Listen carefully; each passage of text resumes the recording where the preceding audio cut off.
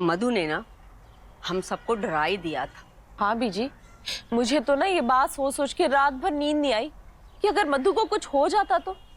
अरे हमें कुछ बताती तो सही वो। हाँ, बताना तो चाहिए था, लेकिन कभी कभी इंसान ना तब तक सहन करता रहता है जब तक पानी उसके सर से ऊपर नहीं चला जाता, और फिर वो उस पानी में डूब के मर न जाए। सच बताऊं, अगर मेरा पति इस तरह का बेईमान होता ना, मैं तो कभी बर्दाश्त नहीं करती। कहना आसान होता है सविता, पर किसी की क्या मजबूरी होती है कोई कोई क्या जाने। मगर कोई बताए तब पता चलेगा ना।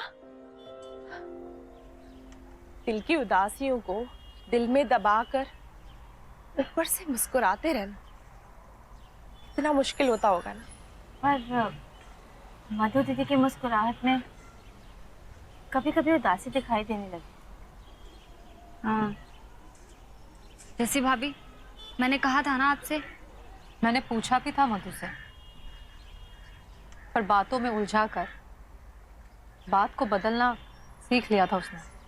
याद है ना सबको, रानी की बात हुई तो उस रंजीत को मरने मारने पे उतर आई थी वो, और खुद की बारी आई तो हार मान ली। हाँ, जो दर्द आप खुद ही सह लेते हो, उसी दर्द से कोई और गुजरे ये आप देख नहीं सकते। कितनी अजीब सी बात है ना, माँ बाप अपनी बेटी का हाथ किसी अनजान बंदे के हाथ में दे के उसे अपने घर से विदा करके खुश हो जाते हैं, ये सोच के कि उन्होंने अपनी जिम्मेदारी अच्छी तरह निभा ली। और जिसके हाथ में उसने बेटी का हाथ दिया होता है, अगर वो ही अपना हाथ उठाने लगे, कितना दुख होता होगा ना। सच कहूं ना, अगर मधु मुझसे पूछती तो मैं उसे कहती कि एक की जगह दो लगा अपने पति को, तब उसके होश ठिकाने आएंगे। ये मर्द अपने आप को समझते क्या है? गलती मर्द करे और शर्मिंदा औरत हो। बे सविता, औरत का दिल कोमल जो होता है। पर बीजी, इसका मतलब ये तो नहीं है कि मर्द उसे औरत की कमजोरी समझते। यही तो मर्दों की नासमझी होती है। जिसे वो औरत की कमजोरी समझते हैं ना, वही औरत की सबसे बड़ी ताकत होती है। तभी तो वो तब तक अपनी शादी, घर, परिवार, संसार जोड़े रखने की कोशिश करती है जब तक खुद टूट के बिखर नहीं जाती। जी, पति कुछ भी करे पर पत्नी उसे माफ कर दे, बस उसे कोई सजा ना दे। हाँ बीजी, ये क्या बात हुई? बंदा जुर्म भी करे और उसे कोई सजा ही ना मिले? नहीं, हर जुर्म की सजा तो मिलनी चाहिए। हाँ, और रिश्तों में बेईमानी की तो ऐसी सजा मिलनी चाहिए ना कि माफी की कोई गुंजाइश ही ना रहे। क्या हुआ जस्सी, तू कुछ बोल क्यों नहीं रही? अरे भाई, जस्सी क्या बोलेगी? जो गलत है सो गलत है। वैसे भी एक बंदे की गलती से ना सारा घर तबाह हो जाता है।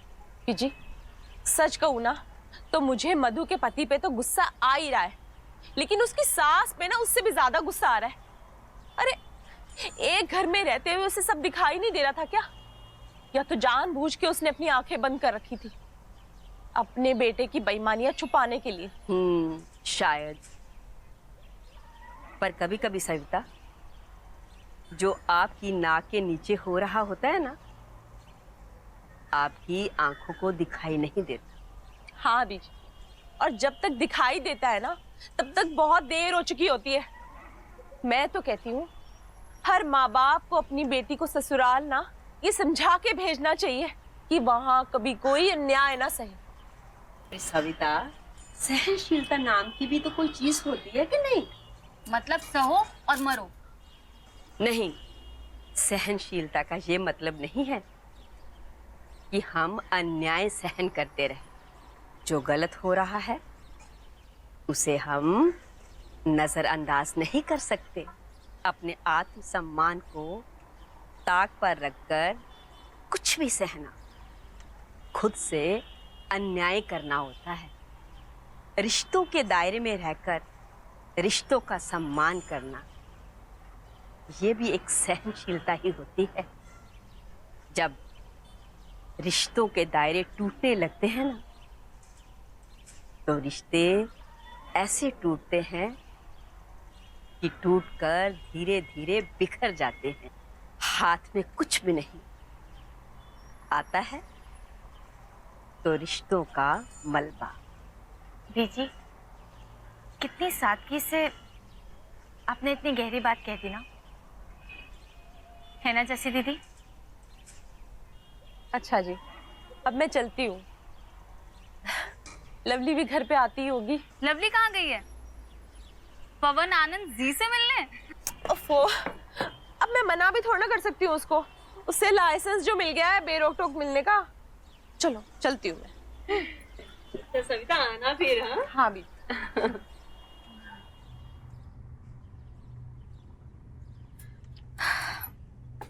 चन्नी, दीदी आप, मैं ले आती ना।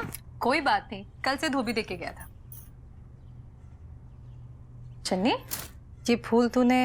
हाँ दीदी, मैंने सोचा इससे पहले ये मुरझा जाए, इन्हें कमरे में सजा लेती हूँ। वरिंदर को पता है कि ये किसने भेजे? हाँ, बताया मैंने इन्हें। अच्छा, कुछ कहा नहीं उसने? नहीं, कुछ खास नहीं। तुझे कोई फर्क नहीं पड़ता कि निमी ने भेजे हुए फूल तूने अपने कमरे में? नहीं दीदी, और मैंने तो निमी को थैंक्स का मैसेज भी भेज दिया। तेरे पास उसका नंबर भी है? हाँ, वो कार्ड में लिखा हुआ था ना। तुझे मैसेज भेजने की कोई जरूरत नहीं थी। दीदी, जरूरत तो उसे सॉरी कहने की भी नहीं थी ना। बात वो नहीं है, मैं बस ये कहना चाहती हूँ कि अब कोई नया सिलसिला शुरू ना हो जाए। जो रिश्ता भगवान ने नहीं जोड़ा उसे हम क्यों शुरू करें? हाँ दीदी, आप बिल्कुल ठीक कह रहे हो। और मैं कोई नया रिश्ता नहीं जोड़ रही। उसने सॉरी कहा, मैंने थैंक्स कह दिया, बस एक फॉर्मेलिटी थी। अब तेरे थैंक्स के जवाब में उसने कोई जवाब भेजा तो सिलसिला तो शुरू ही हो गया ना। छोड़ो ना दीदी, मैंने उसे सुबह मैसेज किया था, अभी तक उसका कोई रिप्लाई तो नहीं आया। और वैसे भी हम इस बात को इतनी इम्पोर्टेंस क्यों दें? बात इम्पोर्टेंस देने की नहीं है, बात समझने की है। दीदी, मैं समझ रही हूँ कि आपको किस चीज़ की चिंता है। यही ना, निमी वीरेंद्र का बीता हुआ कल है, तो हम उसे अपने आज का हिस्सा क्यों बनाएं? दीदी, अगर हम निमी के पॉइंट ऑफ व्यू से देखें तो मैंने वीरेंद्र की जिंदगी में वो जगह ले लिया जो निमी की होने वाली थी। नहीं चन्नी, तूने किसी की जगह नहीं ली है। रिश्ता उसकी फैमिली ने तोड़ा था, हमने नहीं। और तू वाकई में ठीक ही कह रही है। जिस इंसान का मेरे साथ, इस परिवार के साथ कोई रिश्ता ही नहीं है, मैं उसे इतनी इंपॉर्टेंस क्यों दे रही हूं? लेकिन हाँ, मैं तुझे एक सलाह जरूर दूंगी। अपने बीते हुए कल में आज को मत उलझा। हाँ, पर मैं आपको इसीलिए ये बोल रही। चन्नी, बड़ों की बात मानने में हर्जी क्या है? मैं जो भी कुछ कह रही हूं ना, वो तेरे और इस घर के अच्छे के लिए कह रही हूं। बाकी मुझे पता है तू समझदार है।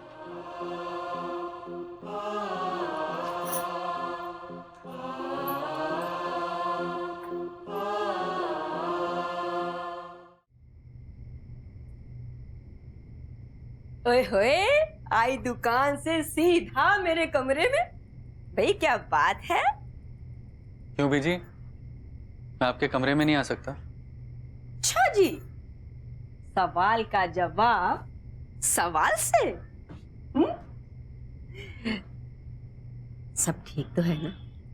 हाँ बीजी, सब ठीक है। चला बैठ फिर मेरे पास, आज।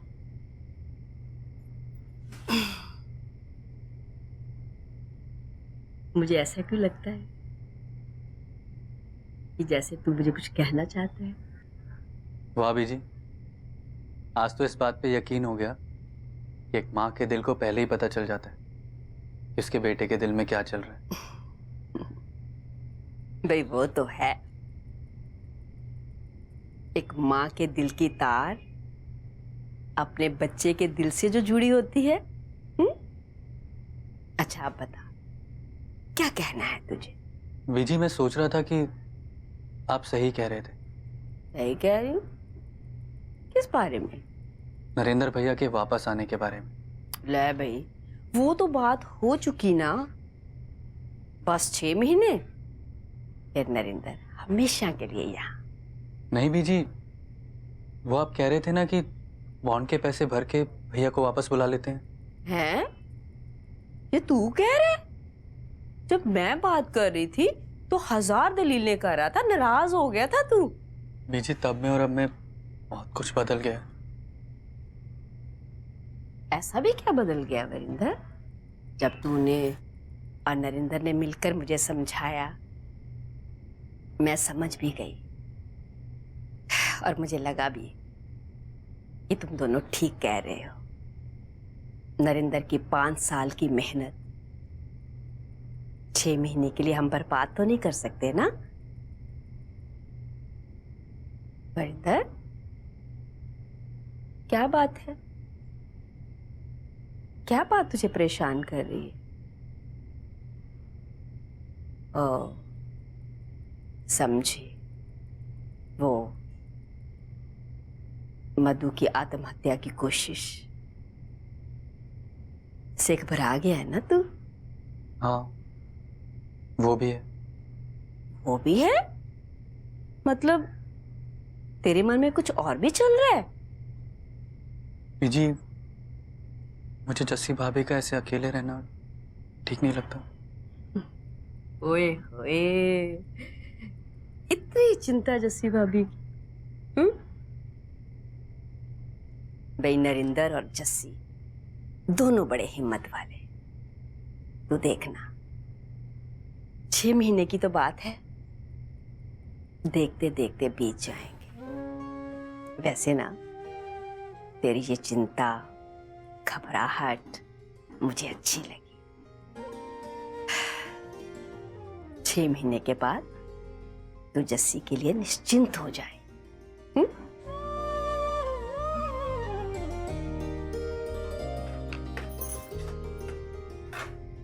चन्नी, तुझे मेरी बात बुरी तो नहीं लगी ना? कौन सी बात दीदी? निम्मी वाली, जो मैं तुझे समझा रहे थे। नहीं दीदी, मुझे आपकी कभी कोई बात बुरी नहीं लगती। बस बस, बहुत बातें करने लगी तू। जा वरिंदर को बुला ला, खाना तैयार है। ऐसे वो है कहाँ? दुकान से आया तब से दिखाई नहीं है। वो बीजी के कमरे में है, बीजी से बातें कर रहे हैं, और वहां पर आप ही के बारे में बातें हो रही हैं। मेरी बात? क्या? ये बीजी से कह रहे थे कि नरेंद्र जीजा जी को वापस बुला लेते हैं। 6 महीना इंतजार क्यों करना? ये वरिंदर कह रहा था? हाँ, जब मैं पीजी को पानी देने गई थी ना, तब बीजी ने ही मुझे बताया। वैसे दीदी सोचो, जीजा जी वापस आ जाएंगे तो घर का माहौल कितना अच्छा हो जाएगा ना। सब इतने खुश हो जाएंगे, और बीजी भी तो वही चाहती है, और आपका अकेलापन भी दूर हो जाएगा। फिर आप भी खुश और बीजी भी खुश, हम सब इकट्ठे रहेंगे। हाँ चन्नी, जब ये हमेशा के लिए वापस लौट आएंगे ना, तो मुझसे ज्यादा खुशी किसे होगी? मेरा इंतजार खत्म हो जाएगा।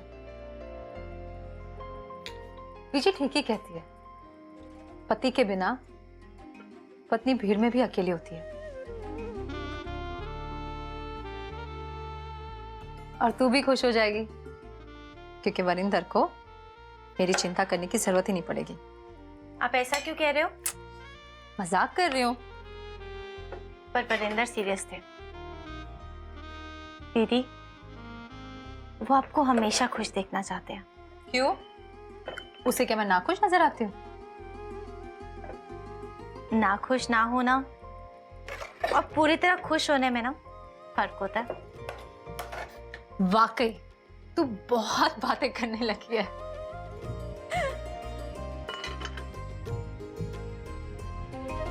नी जस्सी, खाना बन गया कि नहीं? हाँ बीजी तैयार है, आप आ जाओ। चन्नी जा तू वरिंदर को बुला ला, ये मैं देख लूंगी।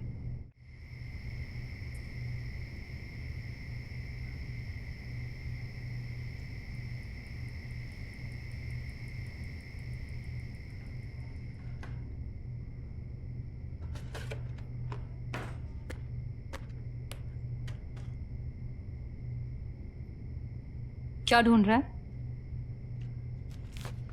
सिर दुख रहा है, टैबलेट ढूंढ रहा हूँ।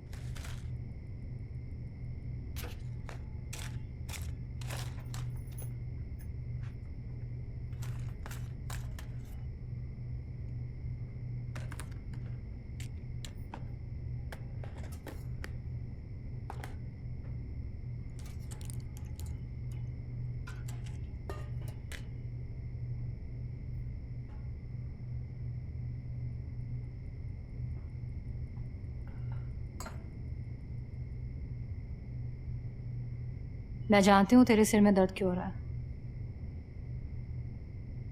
ज्यादा सोचा मत कर। क्या मतलब? पीजी ने मुझे बताया कि तू उनसे क्या कह रहा था। ओ, और तुझे तो पता ही है कि इस घर में ज्यादा दिनों तक कोई बात छिपती नहीं है। इसी बात से तो डर गया हूँ।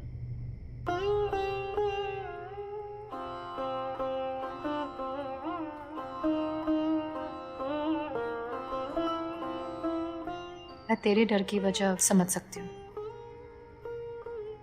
मधु ने जो किया उससे हम सभी घबरा गए हैं, पर तू चिंता मत कर, मैं इतनी कमजोर नहीं हूं। लेकिन मुझ में अब इतनी हिम्मत नहीं है। तो छोड़ ना, इतना सोच रहा है इसलिए तेरे सिर में दर्द हो रही है। आ, मैं तेरा सिर दबा दूं, चल। नहीं, ठीक है, मैंने दवाई ले ली है। क्या बात है, मेरे हाथ लगाने से तू डर क्यों गया? नहीं तो मुझे ऐसा क्यों लग रहा है कि तू मुझसे खींचा खींचा सा है? तू ऐसा क्यों कह रही है? जो मुझे लगा मैंने कह दिया। और क्या लग रहा है तुझे? यही कि तू मुझे समझे या ना समझे, पर मैं तुझे अच्छे से समझती हूँ। कभी कभी हम सब कुछ समझने के बाद भी अनजाने बने रहते हैं। ये हम कौन है? कहीं तू हम दोनों के बारे में बात नहीं कर रहा ना? बोलना वरिंदर, मेरे सवाल का जवाब दे। हर सवाल का जवाब नहीं होता भाभी। तू इतनी उलझी उलझी बातें क्यों कर रहा है? जब इंसान उलझा हुआ हो तो बातें तो उलझी उलझी ही करेगा ना। हे भगवान, अब तो तू मेरे सिर में भी दर्द कर देगा। कि आज मैं तेरा कुछ अलग ही रूप देख रही हूं। माना मधु ने जो किया उससे हम सभी घबरा गए हैं, लेकिन तू ये कैसी बातें कर रहा है? तुझ में हिम्मत नहीं है, तू डर गया है, क्या मतलब है इन सब चीजों का? क्योंकि यही सच है, मुझ में चन्नी का और दिल दुखाने की हिम्मत नहीं है। ओह, मुझे लगा तू हम दोनों की बात कर रहा है। अब कुछ बदल गया है भाभी। अब हमारे बीच चन्नी आ गई है। नहीं, मेरी जिंदगी में चन्नी आ गई है।